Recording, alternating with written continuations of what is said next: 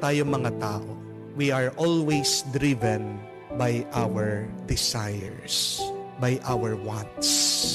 Yung palagi nating hinahanap, palagi nating ninanais, hindi naman yung kailangan. Pero yan ang babala ng Biblia. Sa unang pagbasa, ano po ang nakasulat? Desire is the root of all evil.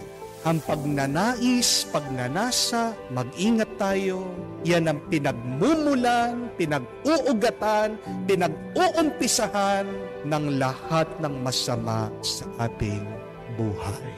At sabi po nila, desire is the mother of two sins.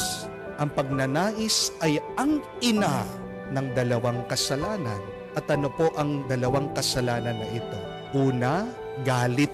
Pangalawa, kasakiman, pagkamakasarili, katakawan.